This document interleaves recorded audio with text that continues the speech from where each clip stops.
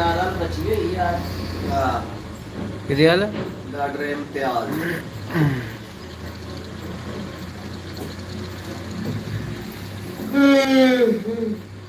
ਉਹਦੀ ਰੱਬ ਦੀ ਮਰਜ਼ੀ ਵੇਖੋ ਭਰਾ ਜੀ ਬੰਦੇ ਦਾ ਕੀ ਇਖਤਿਆਰ ਹੈ ਨਹੀਂ ਜੀ ਬੰਦੇ ਦੀ ਇਖਤਿਆਰ ਦੀ ਤਾਂ ਗੱਲ ਕੇ ਕਰਨੇ ਆ ਨਾ ਪਤਾ ਉਹ ਵੀ ਜਾਇਆ ਮੈਂ ਮੰਗਾ ਕੇ ਆਏ ਹੋਏ ਇਹ ਕਰ ਲੈ ਹਾਂ ਕੱਖ ਨਹੀਂ ਕਰ ਸਕਦਾ ਅੱਲਾਹ ਪਾਕ ਜਦੋਂ ਇੱਕ ਹੀ ਕੰਮ ਕਰ ਸਕਦੇ ਜੀ ਦੇ ਹਰਦਾ ਆਪਣੀ ਜ਼ਿੰਦਗੀ ਨੂੰ ਰੋਕ ਲਾ ਸਕਦੇ ਅੱਗੇ ਯਾਰ ਇੱਕ ਜਗ੍ਹਾ ਤੇ ਦੱਸਿਆ ਸੀ ਉਹਨਾਂ ਨੇ ਮੈਂ ਕਿਹਾ ਤੁਸੀਂ ਰੁੱਖ ਥੋੜੇ ਜਿਹੜਾ ਤੁਸੀਂ ਇੱਕ ਮੁਸੀਬਤ ਜਾਂ ਕੋਈ ਮਸਲਾ ਹੈ ਗਾਹ ਸ਼ਾਨ ਦੇ ਸਕਦੇ ਗਾਹ ਗਾਹ ਦੇ ਦਿੱਤੇ ਕਰ ਦਿਓ अगर काम नहीं है या कोई मसला नहीं है